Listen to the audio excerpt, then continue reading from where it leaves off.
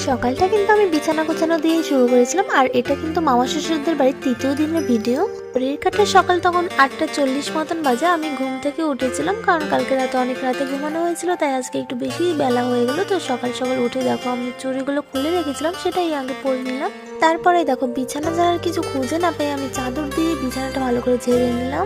আর আমি কিন্তু ঘুমাতে খুবই পছন্দ করি। আমার যদি প্রিয় হ্যাবিটের মধ্যে কেউ জিজ্ঞাসা করে, আমি প্রথমেই বলবো আমার ঘুম, কারণ ঘুম আমার ভীষণ প্রিয়। তো যাই হোক, এরপরে কিন্তু আমি ছাদে চলে গিয়েছিলাম এখানে ব্রাশ করতে, কারণ ছাদে ছিল খুব সুন্দর রোদ। এই শীতের মধ্যে কিন্তু সকাল সকাল যদি দেখা যায় সূর্য মামাকে উঠতে, তাহলে কিন্তু মনটা বেশ খুশি হয়ে যায়, কারণ সূর্য মামা উঠলে না শীতটা অনেকটাই কম হয়ে যায়। পাশে দেখলাম মামি কিছু ফুল গাছ লাগিয়েছে। তারপরে আমি ভেতরে চলে আসলাম। এবার মোছার জন্য কোনো গামছাই খুঁজে পাচ্ছি না, তার জন্য আমি আমার চাদরটা দিয়ে মুখটা মুছে নিলাম।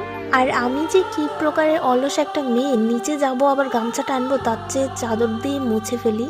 যাই হোক, অনেক বকবক হয়ে গেছে। এবার আমি নিচে গিয়ে দেখলাম ঋষি বাবা সুন্দর খেলছিল সকাল সকাল ঘুম থেকে উঠে। তারপর ঋষি বাবাকে নিয়ে আমি একটু রাস্তায় গেছিলাম। এরপরে আমি ভাত খেতে বসে গেছিলাম ছোট মামিদের ঘরে। ছোট মামাদের ঘরে ভাতটা খাওয়া শেষ করে আমি আবার ছাদে চলে গেছিলাম জামা কাপড় মেলতে। তো গিয়ে দেখি সুন্দর নারকেল ধরেছে গাছে। তারপরে দেখো আমি আবার রেডি হয়ে নিয়েছিলাম দুপুরবেলা, কারণ আমি যাবো একটু ফার্মের হাটে।